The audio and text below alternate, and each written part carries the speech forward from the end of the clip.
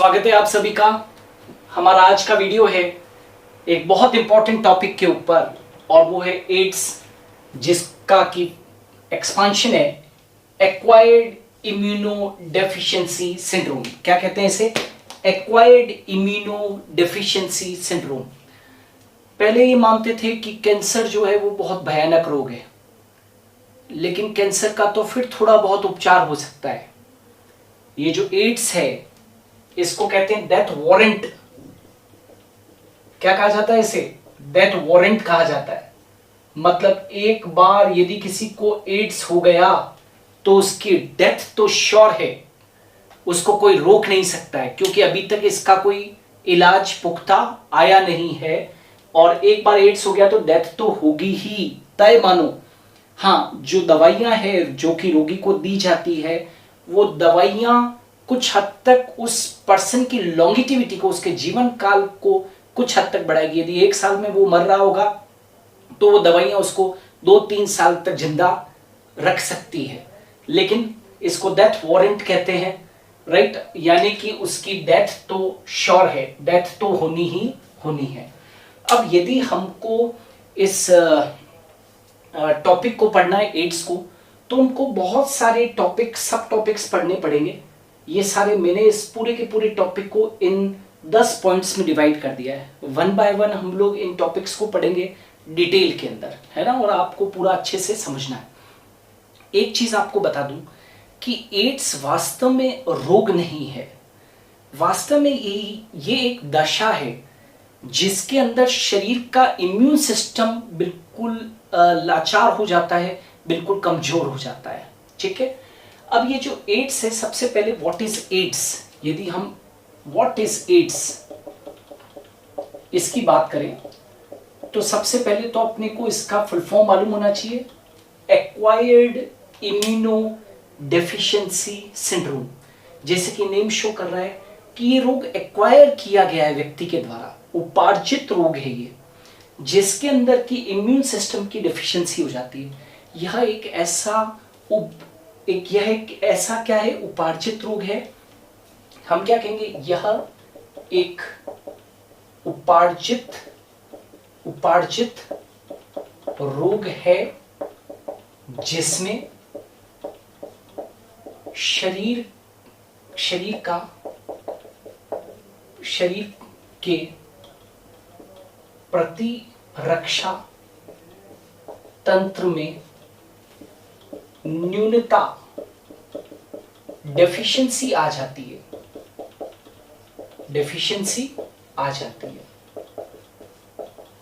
Right? और जैसा कि मैंने कहा है कि इसको रोग तो कहा ही नहीं है, एक्चुअली ये क्या है? सिंड्रोम है। हम कभी भी ये नहीं कहते हैं एक्वायर्ड इम्यूनो डेफिशिएंसी डिजीज, हम क्या कहते हैं? सिंड्रोम कहते हैं, क्योंकि रोग तो है ही नहीं है, ये सिंड्रोम है। सिंड्रोम का मतलब क्या होता है? Group of symptoms. आप इसके अंदर देखेंगे, एड्स के अंदर देखेंगे कि ग्रुप ऑफ सिम्टम्स क्रिएट होते हैं। ठीक है, इसीलिए इसको सिंड्रोम कहा जाता है। राइट? इस रोग में आपने मेरे पिछले वीडियो के अंदर पढ़ा होगा, 2 प्रकार की इम्यूनिटी थी। एक्वायर्ड इम्यूनिटी 2 प्रकार की थी, एक थी सेल मीडिएटेड इम्यूनिटी और एक जो थी वो कौन सी थी? Antibody mediated immunity. तो इस रोग में सेल मीडिएटेड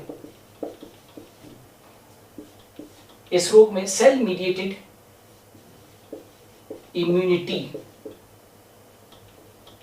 या यह रोग, हम ये भी कह सकते हैं कि यह रोग सेल मीडिएटेड इम्यूनिटी से संबंधित है। और सेल मीडिएटेड इम्यूनिटी को हम क्या बोलते थे? CMI, cell mediated immunity. Clear? यह रोग सेल मीडिएटेड इम्यूनिटी से संबंधित है। याद करो, एक्वायर्ड इम्यूनिटी 2 प्रकार की थी, मैंने पढ़ाई थी। उपार्जित प्रतिरक्षा 2 प्रकार की थी, एंटीबॉडी मीडिएटेड, प्रतिरक्षा माध्यस्थ और कोशिका माध्यस्थ। तो यह रोग सेल मीडिएटेड इम्यून सिस्टम से या इम्यूनिटी से संबंधित है, जिसमें जिसमें जिसमें हेल्पर जिसमें हेल्पर टी लिम्फोसाइट्स प्रभावित होती है, अर्थात इनका नंबर शरीर में कम हो जाता है, बहुत कम हो जाता है। इनका नंबर शरीर में कम हो जाता है और आपको मालूम है कि जैसे इनका नंबर कम हो जाएगा तो ये बी लिम्फोसाइट्स को एंटीबॉडी निर्माण के लिए प्रेरित नहीं कर पाएगी एवं इस कारण शरीर का प्रतिरक्षा तंत्र बहुत कमजोर हो जाता है। शरीर का प्रतिरक्षा तंत्र क्या हो जाएगा? बहुत कमजोर हो जाता है एवं शरीर पर कई पैथोजेंस और भी अटैक कर सकते हैं। क्लियर? क्या कहा मैंने? What is AIDS? यह एक उपार्जित रोग है जिसमें शरीर के प्रतिरक्षा तंत्र में न्यूनता स्थापित हो जाती है।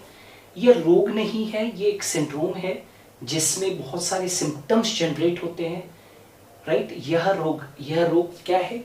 सेल मीडिएटेड इम्यूनिटी से संबंधित है जिसमें हेल्पर टी लिम्फोसाइट्स प्रभावित होती है। कैसे प्रभावित होती है वो आज बताएंगे हम लोग।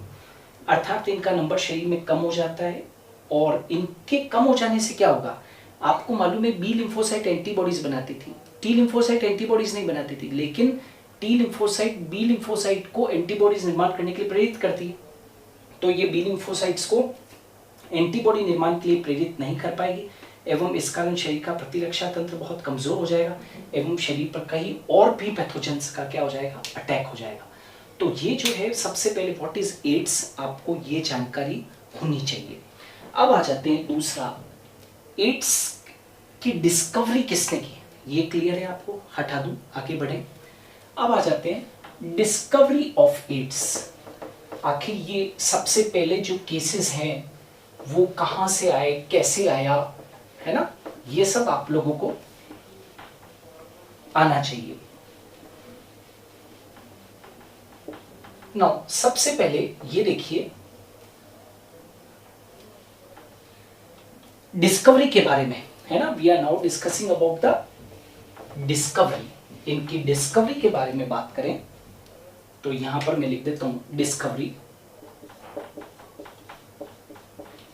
अब देखो डिस्कवरी कैसे हुई, इसकी डिस्कवरी कैसे हुई? एड्स की, है ना? एड्स की डिस्कवरी कैसे हुई या वायरस की डिस्कवरी कैसे हुई? तो ध्यान से सुनो। ऐसा माना जाता है कि ये वायरस, एड्स वायरस जो है, एड्स का जो वायरस है वो मंकीज से किस में आया? ह्यूमंस में आया। और ये कब मालूम पड़ा था कि ये मंकीज से ह्यूमंस में आया? 1960 के तकरीबन ये मालूम पड़ा कि ये वायरस जो है वो मंकीज से किस में आया होगा? ह्यूमंस में आया। सबसे पहले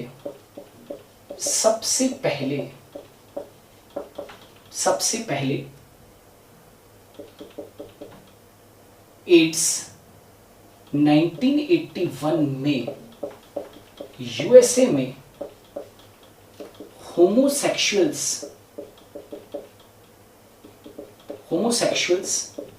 जिनको कि क्या हम बोलते हैं? समलैंगिक। होमोसेक्सुअल्स में देखी गई एड्स। सबसे पहले एड्स 1981 में यूएसए में यूनाइटेड स्टेट्स ऑफ अमेरिका में होमोसेक्सुअल्स में ये देखी गई, समलैंगिकों के अंदर ये रोग देखा गया। 1983 में लेक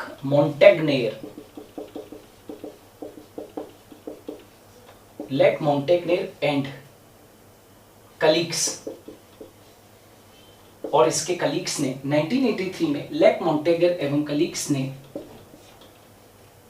एड्स वायरस की खोज की, राइट, एड्स वायरस की खोज की एवं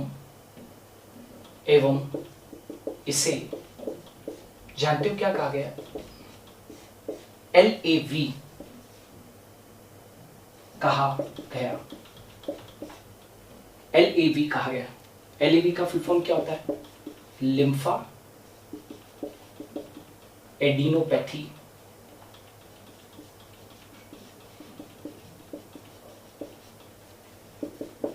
वायरस। लिम्फा एडिनोपैथी क्या कहा मैंने? 1983 में लेक मॉन्टेगनेर एवं कलीग्स ने एड्स वायरस की खोज की एवं इसे LAV कहा गया। हालांकि एक चीज याद रखना, इसे 1981 में सर्वप्रथम, जैसा कि मैंने कहा, नोटिस किया गया, खोज नहीं की गई थी, इसे 1981 में सर्वप्रथम नोटिस किया गया था, है ना। किसने नोटिस किया था? वो एक रॉबर्ट गैलो वगैरह जो थे साइंटिस्ट, उन्होंने इसको नोटिस किया 1981 में। होमोसेक्सुअल्स में देखा गया इन्हें। 1983 में लेक मॉन्टेगनेर और उसके साथियों ने एड्स वायरस की खोज की एवं इसे LAV कहा गया। इसको लिम्फा एडिनोपैथी कहा गया था। Okay, लिम्फा adenopathy virus. 1986 में इसे HIV कहा गया। HIV वैसे तो मोस्ट पॉपुलर, यदि मैं आपको कहूं कि एड्स वायरस को हम LAV कहते हैं तो आपको एक बार के लिए यकीन नहीं होगा, लेकिन वास्तव में इसको लेक मॉन्टेगनेर ने खोज की थी, एड्स वायरस की खोज की थी और इसको लिम्फा एडिनोपैथी वायरस कहा था। लेकिन 1986 में इसे HIV कहा गया।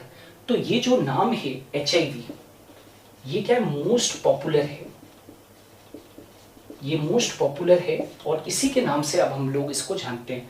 क्या कहते हैं? Human immuno deficiency virus. क्यों? क्योंकि ये वायरस ह्यूमन बींग्स के इम्यून सिस्टम को डेफिशिएंट बना देता है। यह वायरस ह्यूमंस के इम्यून सिस्टम को डेफिशिएंट बना देता है,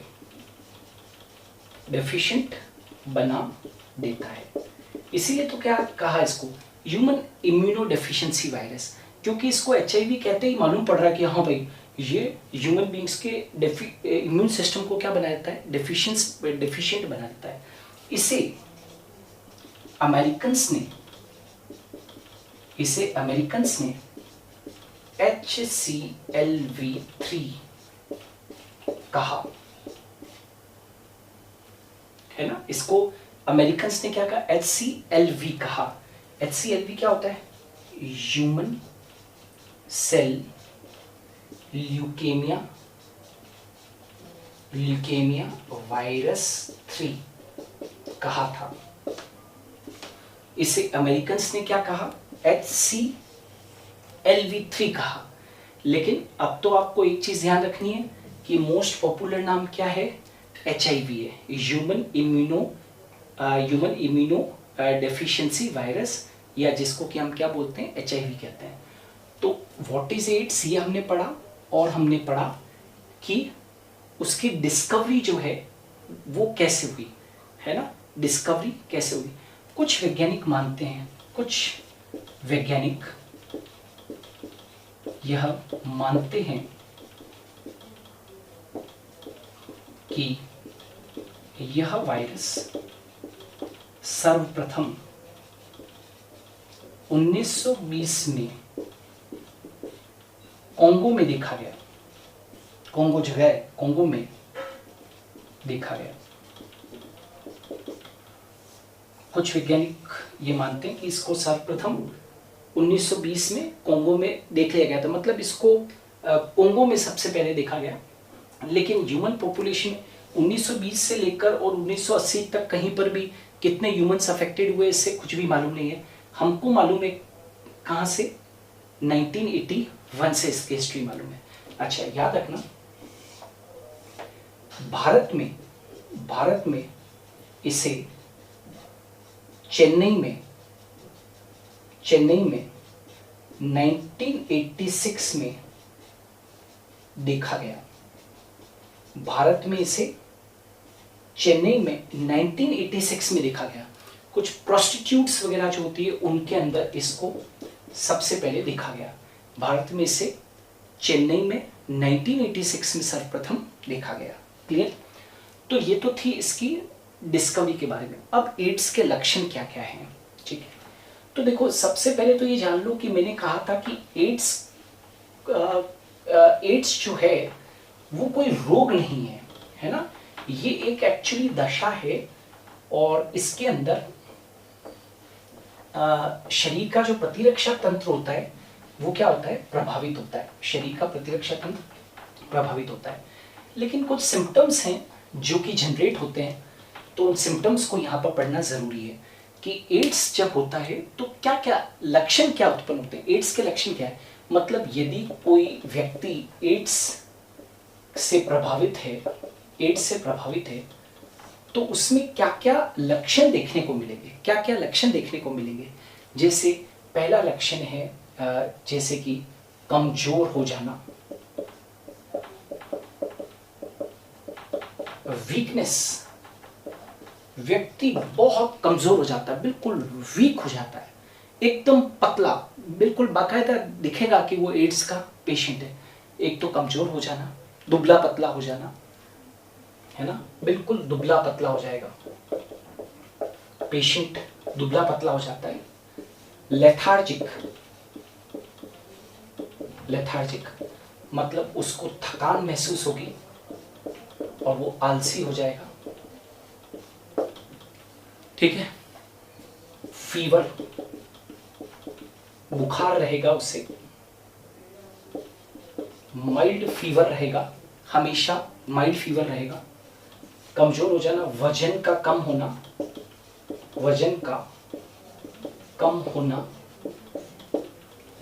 होना, खांसी रहना, कंटिन्यूअसली खांसी रहेगी, वजन कम हो जाएगा, फीवर रहेगा, लेथार्जिक हो जाना, कमजोर हो जाना। ये कुछ इसके खास लक्षण हैं, एड्स के लक्षण हैं। शरीर पर रैशेस पड़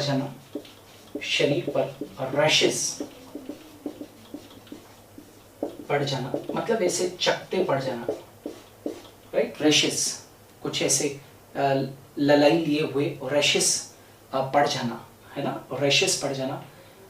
लिम्फ नोड्स का बढ़ जाना, लिम्फ नोड्स, लसिका गांठों का फूल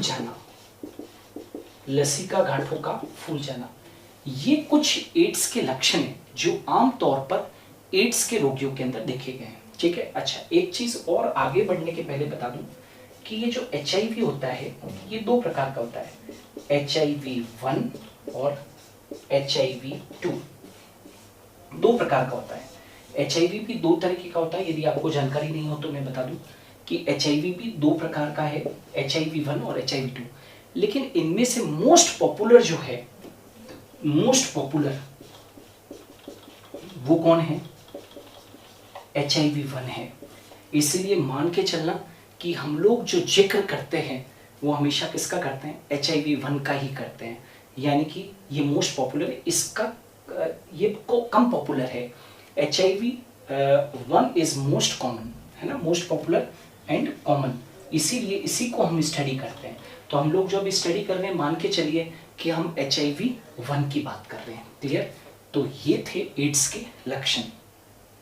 अब स्ट्रक्चर ऑफ HIV, अब ये कई लोगों को ये स्ट्रक्चर क्लियर नहीं है, तो आज ये स्ट्रक्चर मेरी क्लास में आप लोगों को क्लियर करके ही जाना है, ठीक है ना। स्ट्रक्चर ऑफ HIV, तो अब अपने क्या पढ़ रहे हैं, structure of HIV, very important one.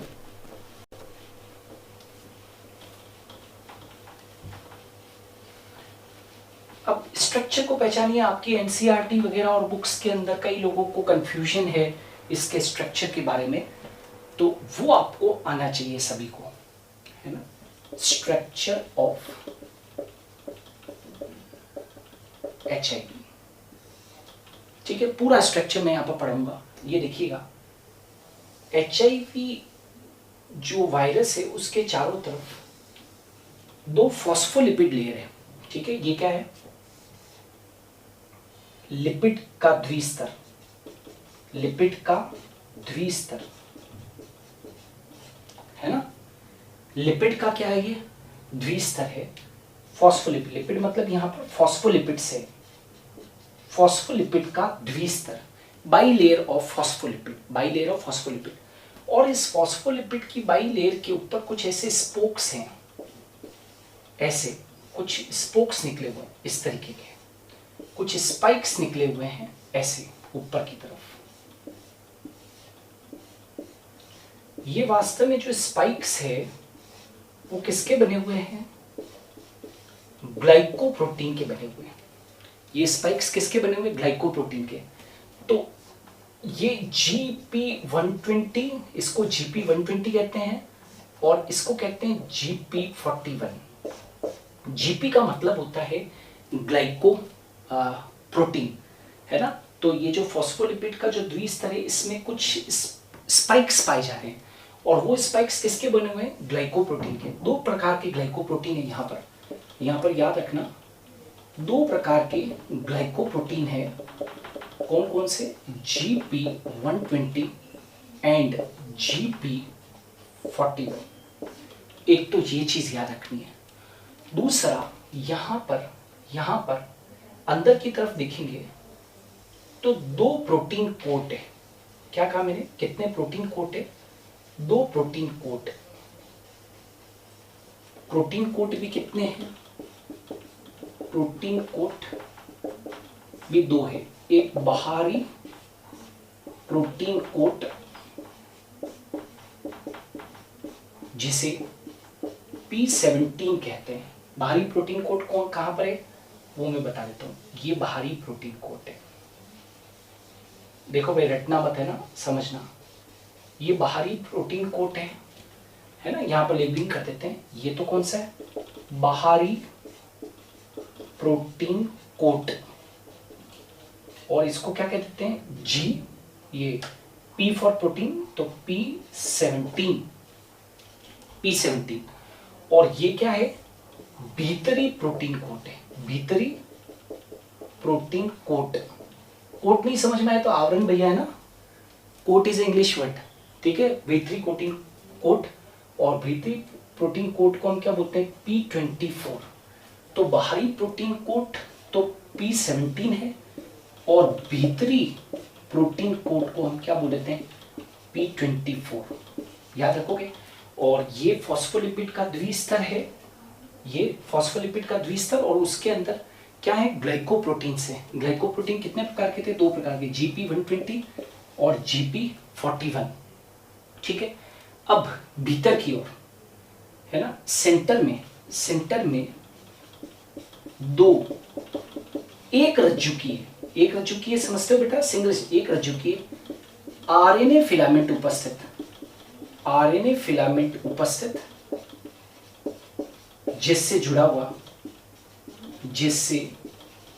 जुड़ा हुआ रिवर्स ट्रांसक्रिप्टेज एंजाइम पाया जाता है। Very very important, reverse transcriptase enzyme पाया जाता है। जानते हो ये क्या करता है, ये एंजाइम आरएनए को डीएनए में बदल सकता है, आरएनए को डीएनए में बदल देता है। इस बदल देने से क्या होगा क्या नहीं होगा वो अभी आगे देखेंगे। तो यहां पर 2 आरएनए फिलामेंट है, ऐसे 2 आरएनए फिलामेंट है, दिख रहा है। ये क्या है, आरएनए है बेटा, आरएनए। और इससे जुड़ा हुआ क्या है, ये रिवर्स ट्रांसक्रिप्टेज एंजाइम है। ये क्या है, रिवर्स ट्रांसक्रिप्टेज एंजाइम है। ये जो मैं पढ़ा रहा हूं आपको, ये क्या है, this is the structure of the HIV. ठीक है, तो इसमें एक तो क्या है, लिपिड का द्विस्तर है जिसके अंदर ग्लाइकोप्रोटीन्स है, प्रोटीन कोट है। कई बार ये जो प्रोटीन कोट होते हैं ना, इसको वायरसेस के अंदर अपन कैप्सिड कह देते हैं। तो किसी किताब के अंदर बेटा कैप्सिड लिखा हुआ मिले तो कंफ्यूजन मत करना, कैप्सिड ही वास्तव में प्रोटीन कोट। प्रोटीन कोट दो प्रकार के हैं, बाहरी वाला P17, भीतर वाला P24। ठीक है ना, ये बाहरी वाला और भीतर वाला कौन सा है, तो भीतरी प्रोटीन कोट तो ये रहा, और बाहरी प्रोटीन कोट कौन सा है, ये रहा। और सेंटर में दो एक रज्जु की आरएनए फिलामेंट उपस्थित है जिससे जुड़ा हुआ रिवर्स ट्रांसक्रिप्टेज एंजाइम है। ये रिवर्स ट्रांसक्रिप्टेशन है, ये जो रिवर्स ट्रांसक्रिप्टेज एंजाइम है, यह आरएनए से क्या बना सकता है, डीएनए बना सकता है। आरएनए से क्या बना सकता है, डीएनए। अच्छा, ये जो स्ट्रक्चर है एचआईवी का, इसकी एचआईवी वायरस की साइज कितनी है, तो 90 से लेकर 120 mm इसकी साइज होती है।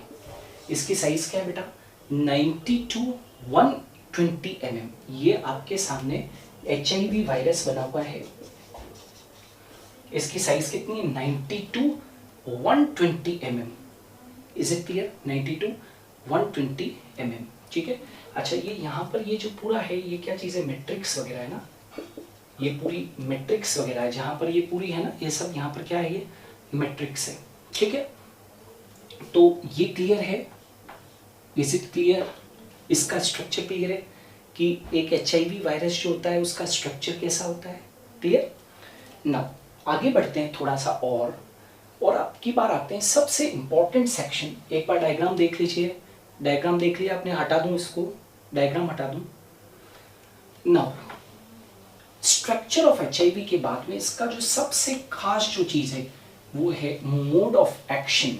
मोड ऑफ एक्शन, ये मोड ऑफ एक्शन आपको अच्छे से समझना होगा क्योंकि पूरा के पूरा जो एड्स का इन्फेक्शन है वो इसके ऊपर है। क्यों, क्योंकि लिखा क्या है, मोड ऑफ एक्शन। ठीक है, mode of action, mode of action, यहां पर मोड ऑफ एक्शन कि एचआईवी वायरस हम ह्यूमन बींग्स को कैसे अटैक करता है। एचआईवी वायरस हम ह्यूमन बींग्स को कैसे अटैक करता है, तो वो देखिए, आपको मालूम है एचआईवी वायरस किस ग्रुप से बिलोंग करता है, रेट्रो वायरस से बिलोंग करता है ना। ये क्या है, रेट्रो वायरस है। एचआईवी वायरस जो है बेटा वो कैसा है, एक रेट्रो वायरस समूह का वायरस है। और आपको ये मालूम होना चाहिए कि इसके अंदर जो जेनेटिक मटेरियल है वो कौन है, आरएनए है। जेनेटिक मटेरियल कौन है, आरएनए है। Genetic material is RNA. और मान लीजिए कि ये इसके चारों तरफ क्या है, प्रोटीन कोट है। अभी अपन ने पढ़ा था ना कि ये इसके चारों तरफ क्या है, प्रोटीन कोट है, मान लीजिए। ठीक है, अब मोड ऑफ एक्शन, हमारी बॉडी के अंदर ये वायरस कैसे अटैक करता है, तो सबसे पहले जब शरीर के अंदर ये अटैक करता है, जब शरीर को अटैक करता है तो ये एक बॉडी की सेल को अटैक करता है बेटा, और उसको हम बोल देते हैं, याद रखना, ये जिस बॉडी सेल को अटैक करता है, जिस बॉडी सेल को अटैक करता है उसको हम बोल देते हैं, ये जो एनिमल सेल है, हमारी सेल क्या कहलाएगी, एनिमल सेल कहलाएगी। तो ये हमारी एक सेल को अटैक करता है, जानते हो उस सेल का नाम क्या है, मैक्रोफेजेस। हमेशा ये अटैक किसको करता है, बृहदभक्षाणु। मैक्रोफेजेस को अटैक करता है। ये एनिमल सेल जिसको अटैक किया ना, वास्तव में क्या है, मैक्रोफेजेस सेल है। और आप जानते हो कि किसी भी एनिमल सेल की बाहरी मेम्ब्रेन को हम क्या कह देते हैं, प्लाज्मा मेम्ब्रेन कह देते हैं। तो जैसे ये वायरस अटैक करता है, तो वायरस के अटैक करने से बेटा ये जो इसका आरएनए है, ये आरएनए, ये अच्छा अटैक करवाता हूं मैं पहले, ये देखो ये अटैक करवाया, ये चीज यहां पर अटैक करेगी, है ना, ये अटैक हुआ इसका। तो अटैक होता है तो वायरल आरएनए, ये क्या चीज है, वायरल आरएनए, मतलब वायरस का आरएनए हमारी एनिमल सेल यानी कि मैक्रोफेजेस के भीतर आ जाता है। लेकिन ये जो प्रोटीन कोट है, ये जो प्रोटीन कोट है, ये तो क्या रह जाएगा, ये तो अंदर आ गया, लेकिन प्रोटीन कोट बाहर रह जाता है। कभी भी प्रोटीन कोट भीतर नहीं आता है, कभी भी प्रोटीन कोट भीतर नहीं आता है। अब ये वायरल आरएनए, तो आपको याद हो तो वायरल आरएनए से कौन जुड़ा हुआ था? वायरल आरएनए से जुड़ा हुआ था कौन बेटा? यहाँ पर एक एंजाइम था रिवर्स ट्रांसक्रिप्टेज, याद है रिवर्स ट्रांसक्रिप्टेज? तो ये रिवर्स ट्रांसक्रिप्टेज अब अपना काम करेगा। रिवर्स ट्रांसक्रिप्टेज, आप ये तो जानते हो कि ट्रांसक्रिप्शन से डीएनए से आरएनए बनता है, ट्रांसक्रिप्शन से, अनुलेखन से। लेकिन उल्टा रिवर्स ट्रांसक्रिप्टेज एंजाइम क्या करेगा? इस वायरल आरएनए को जानते हो किस में बदल देगा? वायरल डीएनए में बदल देगा। ये reverse transcriptase enzyme viral RNA को वायरल डीएनए में बदल देगा। आप अच्छी तरीके से जानते हैं कि आरएनए से डीएनए का बनना क्या है? रिवर्स ट्रांसक्रिप्शन है, जो कि किसने किया? रिवर्स ट्रांसक्रिप्टेज एंजाइम ने किया। तो यहां पर जो प्रोसेस हुआ है कौन सा हुआ है? रिवर्स ट्रांसक्रिप्शन हुआ है, जिसकी वजह से वायरल डीएनए बन गया। नाउ वायरल डीएनए, याद रखो, viral DNA is incorporated in host genome. Viral DNA is incorporated in host genome. Host genome का मतलब क्या है? तो ये न्यूक्लियस है, ये उसका न्यूक्लियस था, दिस वाज द न्यूक्लियस। तो वायरल डीएनए ने इनकॉर्पोरेट हो गया, वायरल डीएनए इनकॉर्पोरेट हो गया किसके साथ में?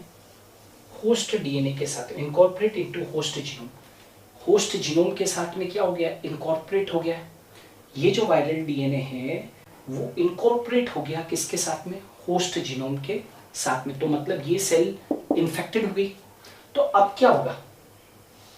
अब ध्यान से देखो, यहां पर ध्यान से देखना।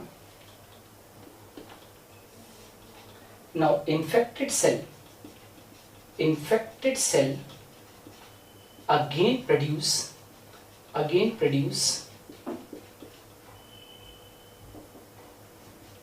viral new viral RNA. समझ में आ रहा है? पहले आरएनए आया था, आरएनए से डीएनए बना, डीएनए जाके इनकॉर्पोरेट हो गया किसके साथ में? होस्ट जीनोम के साथ में। अब ये जो इन्फेक्टेड सेल का जो न्यूक्लियस था, infected cell again produce what? New viral RNA। तो ये न्यू वायरल आरएनए बन गया, ये न्यू वायरल आरएनए बन गया। और अब जैसे न्यू वायरल आरएनए बनेगा, ये क्या बन गया? New viral RNA. ये होस्ट सेल ने बनाया, हमारी होस्ट सेल ने बनाया। अब ये न्यू वायरल आरएनए के, ये जो न्यू वायरल आरएनए है, ये अब इसके चारों तरफ प्रोटीन कोड बन जाएगा। तो ये क्या बन गए? ये खूब सारे वायरस पार्टिकल्स बन गए। खूब सारे क्या बन गए? Virus particles. ये खूब सारे वायरस पार्टिकल्स बन गए। ठीक है, खूब सारे क्या बन गए भाई? Virus particles. मतलब एक तरीके से ये जो होस्ट सेल है, ये जो होस्ट सेल है, ये एचआईवी की फैक्ट्री की तरह काम करेगी, act as factory of HIV. ये एक्चुअली वायरस के ये सेल वायरस को अपना समझ बैठती है, वायरस के डीएनए को अपना समझ बैठती है और वायरस की फैक्ट्री की तरह क्या करती है? काम करती है। अब ये जो वायरस पार्टिकल्स हैं, ये अटैक करेंगे अदर सेल्स को, अटैक अदर सेल्स। ये किसको अटैक करेंगे? अदर सेल्स को अटैक करेंगे। और अदर सेल्स कौन सी? तो बेटा very very important, that is helper T cells, right? Helper T cells को ये क्या करेगी? अटैक करेगी। ये जो तुम्हारी किताबों में लिखा होता है ना कि these virus particles will attack other sales, कौन सी सेल्स? तो सबसे ज्यादा जो अफेक्ट करेगी वो किसको करेगी? ये हेल्पर टी सेल्स को क्या करेगी? अफेक्ट करेगी। और आप जानते हो कि इम्यूनिटी से संबंधित सबसे महत्वपूर्ण, इम्यूनिटी से संबंधित यदि कोई सबसे महत्वपूर्ण यदि कोई सेल है तो वो कौन है? हेल्पर टी सेल है, जो कि बी लिम्फोसाइट्स को या बी सेल्स को एंटीबॉडी निर्माण करने के लिए क्या करती है? प्रेरित करती है। तो अब हेल्पर टी सेल्स क्या हो गई? अफेक्टेड हो गई। तो सबसे पहले तो कौन सी अफेक्टेड हुई? मैक्रोफेजेस। अब हेल्पर टी सेल्स या हेल्पर टी लिम्फोसाइट्स क्या होगी? अफेक्टेड होगी। अब इनके अफेक्टेड होने से क्या होगा वो देखिए, ये क्लियर है क्या? ना, अब ये अफेक्टेड हो जाएगी तो what will happen? Helper T lymphocyte जैसे ही अफेक्टेड होगी तो हेल्पर टी लिम्फोसाइट्स के ऊपर क्या प्रेजेंट होता है? एक ग्राही प्रेजेंट होता है। ये भी कम लोग ही जानते होंगे, बहुत कम लोग जानते हैं इसको। ये नई चीज है आप लोगों के लिए, याद रखना कि मानो कि ये हेल्पर टी सेल है, हेल्पर टी सेल, मानो कि ये हेल्पर टी सेल है, तो इस हेल्पर टी सेल के ऊपर एक ग्राही होता है। हेल्पर टी सेल के ऊपर एक ग्राही होता है, जानते हो उस ग्राही को क्या बोलते हैं? CD4। एक रिसेप्टर होता है, ग्राही मतलब रिसेप्टर। तो हेल्पर टी सेल्स को, ये हेल्पर टी सेल है, तो हेल्पर टी सेल्स को किसने अटैक किया? वायरस ने अटैक किया ना, वायरस ने अटैक किया। तो ये वायरस जाकर और इसके ऊपर अटैच हो जाता है। मानो कि ये वायरस है, तो ये वायरस HIV वायरस जाकर और हेल्पर टी सेल की जो ग्राही होती है CD4 उससे जाकर अटैच हो जाएगा, ठीक है। और एवं वायरस जैसे ही अटैच करेगा एवं वायरस अब हेल्पर टी सेल्स को नष्ट कर देगा। यह प्रोसेस रिपीट होता रहता है, रिपीट होता रहता है एवं व्यक्ति में इन सेल्स की कमी हो जाती है, जिससे व्यक्ति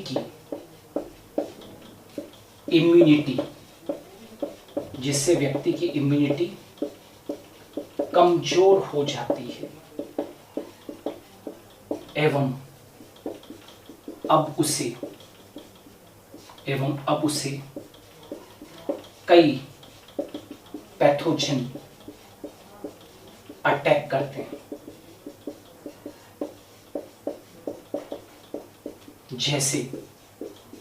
जैसे माइकोबैक्टीरियम।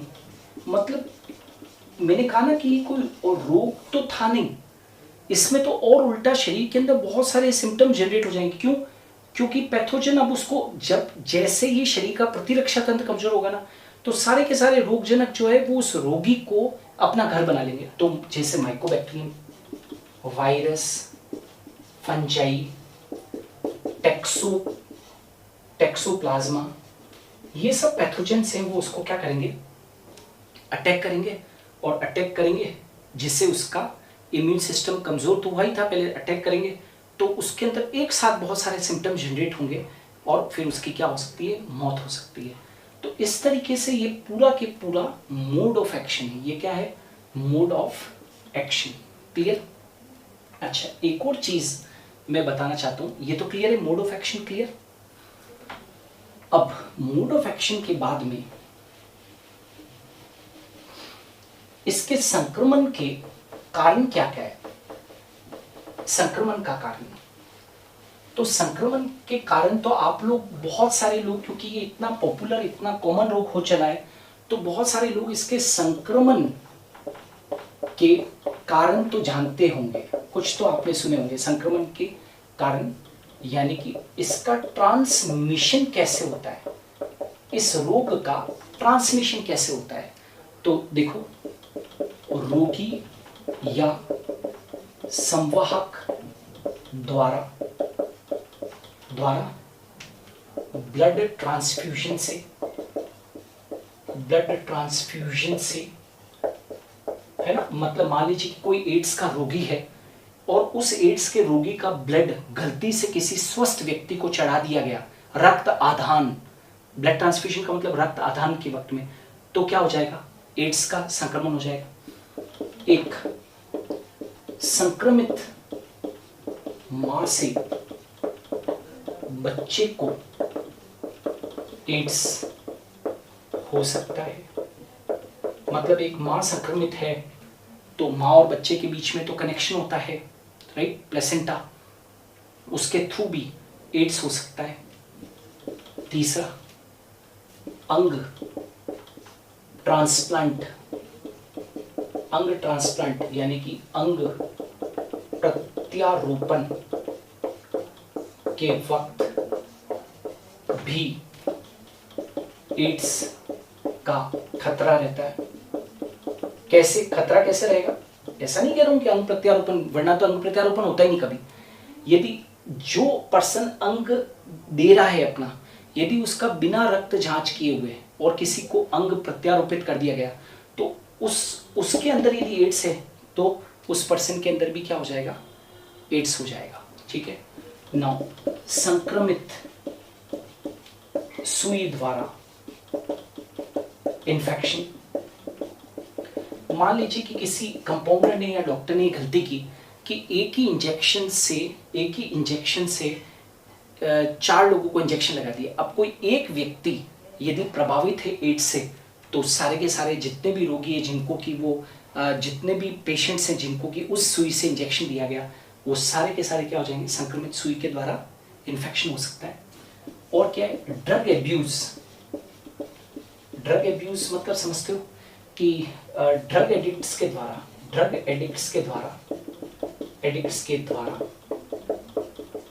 एक ही सुई से ड्रग्स लेना, एक ही सुई से जैसे 4 लोग बैठे हुए इकट्ठे तो एक ही सुई से वो लोग ड्रग्स ले रहे हैं, तो यदि एक को इन्फेक्शन है तो सबको इन्फेक्शन हो जाएगा।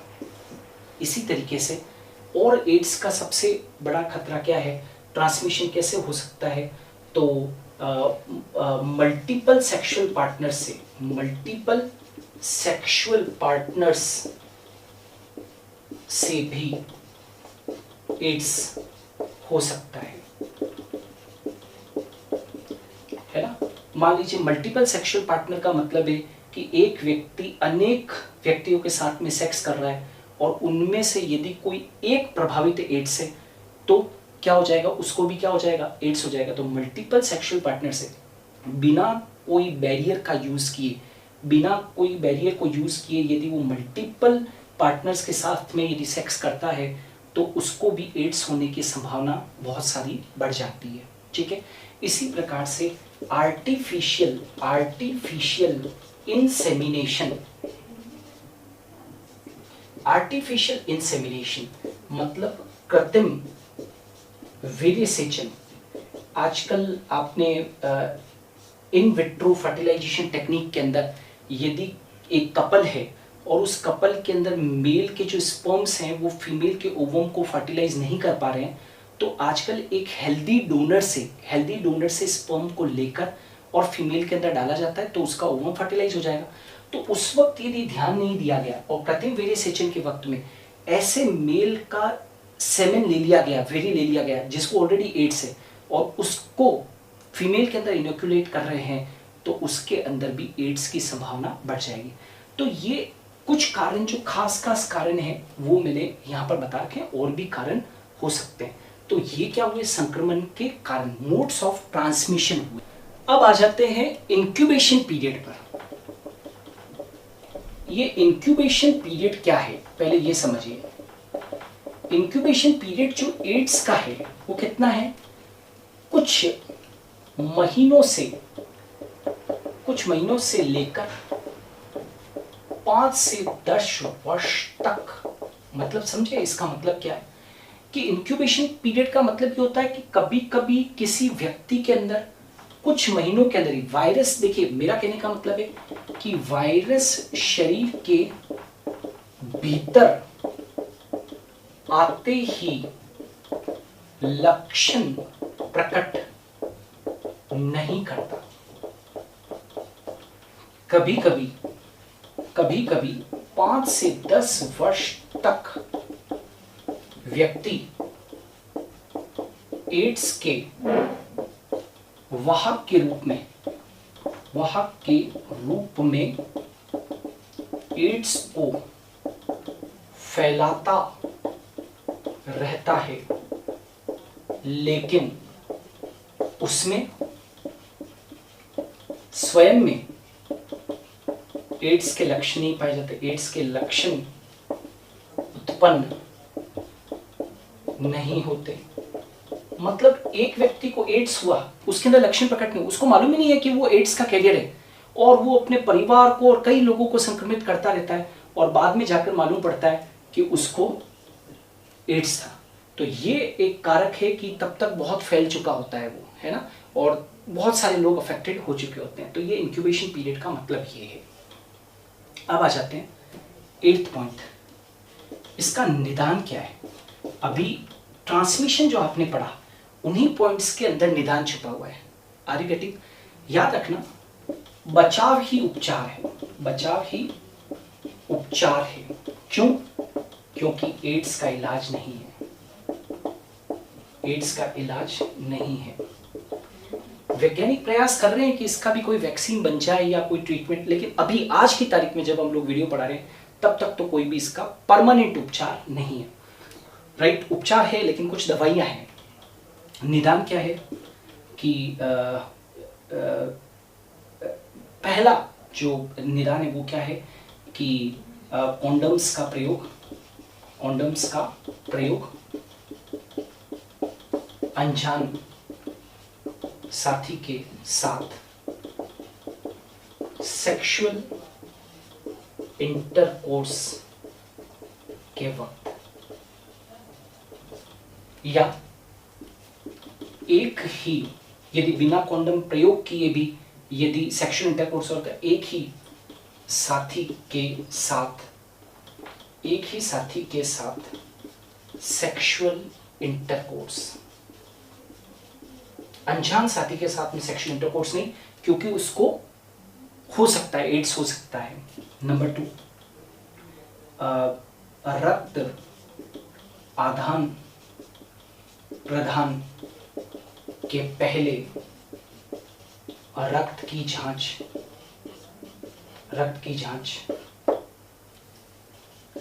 डिस्पोजेबल सुई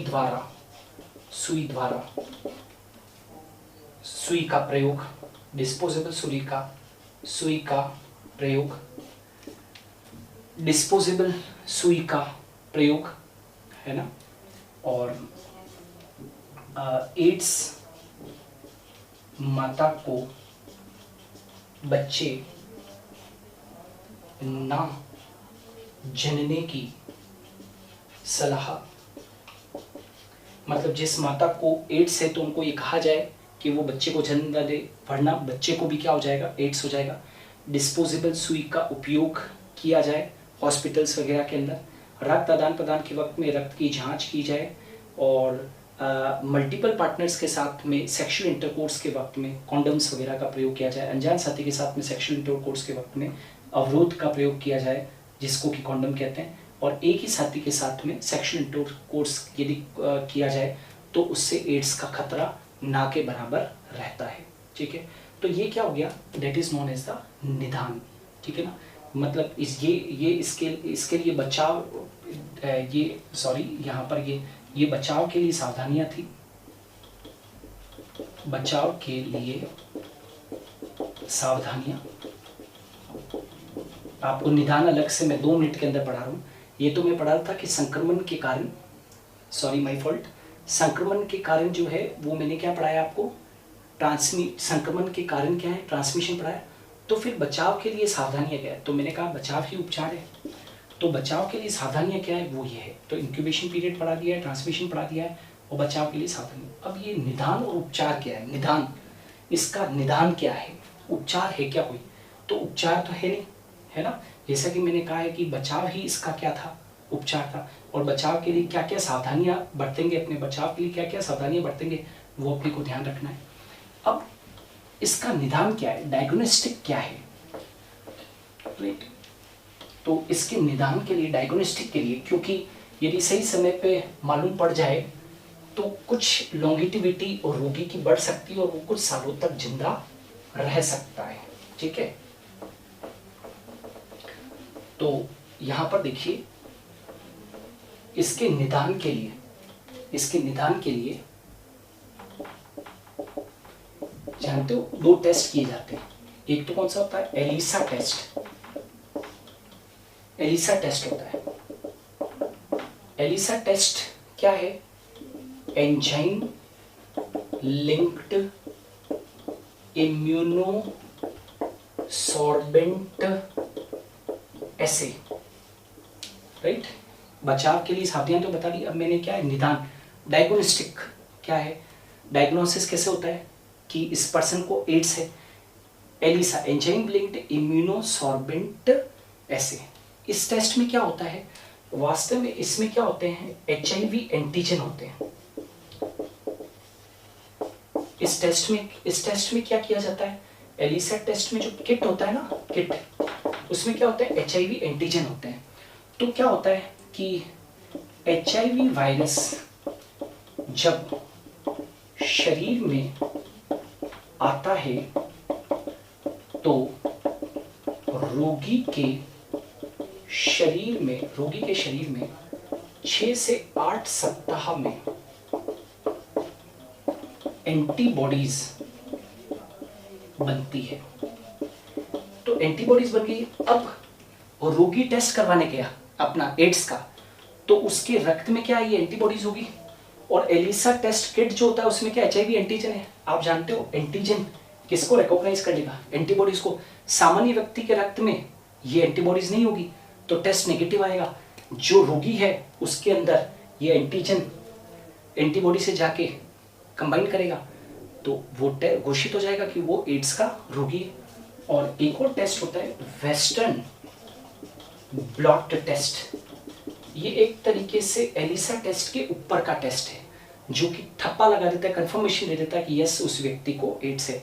तो वेस्टर्न ब्लॉट टेस्ट, 2 टेस्ट किए जाते हैं, एलिसा टेस्ट और वेस्टर्न ब्लॉट टेस्ट। तो ये निदान है। और लास्ट में उपचार। वैसे तो मैंने कहा है कि बचाव ही उपचार है, ये तो मैंने अभी कहा था कि बचाव ही उपचार है।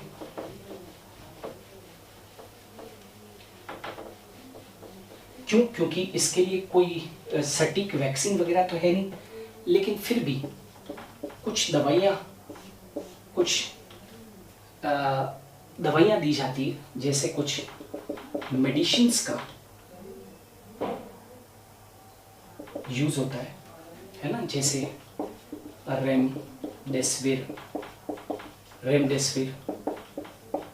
AZT, right, AZT, remdesivir, इंडियनाविर।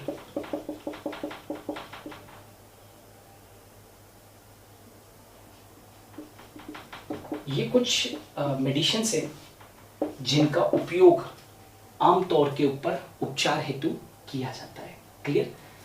तो ये जो आज की क्लास में मैंने आपको पढ़ाया वो पूरा के पूरा एड्स के ऊपर कंप्लीट डिटेल वीडियो था इन 10 पॉइंट्स के माध्यम से। अच्छा, एक चीज याद रखना कि एड्स के बारे में कई सारी भ्रांतियां हैं, है ना, कई सारी भ्रांतियां हैं, जैसे, है ना, उन भ्रांतियों को दूर रखना है। एड्स नहीं होता, ये मैं बता रहा हूं, है ना, जैसे छींकने से, खांसने से, टॉयलेट्स का उपयोग करने से,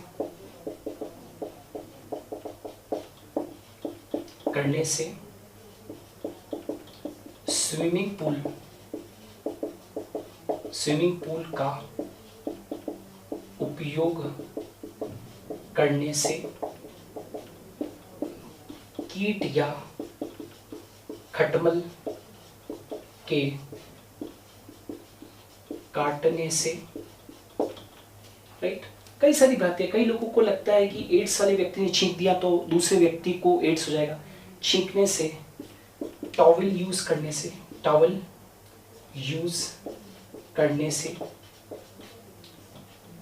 है ना, किस करने से,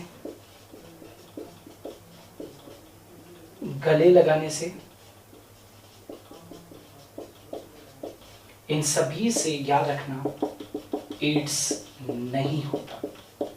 ऐसा नहीं है कि मान लीजिए कि एक एड्स रोगी है, उसने छींक दिया या खांस दिया तो आपको भी एड्स हो जाएगा, ऐसा नहीं है। आपने जो उसने टॉयलेट का यूज किया आपने यूज कर लिया तो आपको हो जाएगा, ये भी भ्रांति है। स्विमिंग पूल उसने यूज किया आपने यूज कर लिया तो आपको भी एड्स हो जाएगा। कीट के, ये कई लोगों को भ्रांति है कि मान लीजिए एक एड्स व्यक्ति को कीट ने काट लिया और वो कीट आपको भी काट लेगा तो आपको भी एड्स हो जाएगा, ऐसा नहीं होता। टॉवेल्स को यूज करने से नहीं होता, किस करने से नहीं होता, गले लगाने से नहीं होता।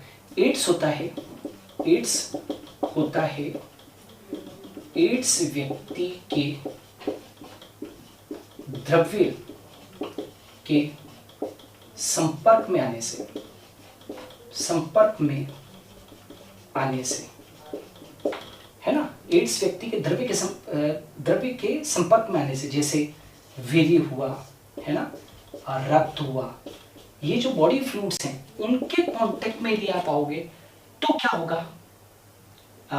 आपको एड्स हो सकता है। वरना ये सब भ्रांतियां, इनसे एड्स नहीं होता है। इसलिए एड्स पेशेंट को दूरी नहीं रखनी है, उसको सहानुभूति देनी है। सो होप सो कि आप लोगों को आज का वीडियो पसंद आया होगा। एंटायर वीडियो मैंने इसके अंदर काफ़ी कुछ जानकारी देने की कोशिश की है, तो आप इसे वीडियो को लाइक कीजिए, शेयर कीजिए, हर बच्चे के पास में ये इन्फॉर्मेशन पहुंचाइए। किसी के पास में बुक्स नहीं होती है, किसी के पास में कोचिंग सेंटर जाने के लिए पैसे नहीं होते हैं, तो कम से कम मैं जब कंप्लीट डिटेल वाले वीडियोस जो बनाता हूँ वो सूचना बच्चों के पास में पहुँचे। तो वीडियोस को खूब सारा लाइक कीजिए, शेयर कीजिए, चैनल को सब्सक्राइब कीजिए और हाँ, बेल आइकन को भी दबाइए ताकि आपके पास में बिल्कुल प्रॉपर टाइम पर इंफॉर्मेशन आपके पास में पहुँचे कि मैं वीडियोस को कब अपलोड कर रहा हूँ। सो धन्यवाद। इसी तरीके से स्नेह बनाए रखिए। धन्यवाद। Thank you.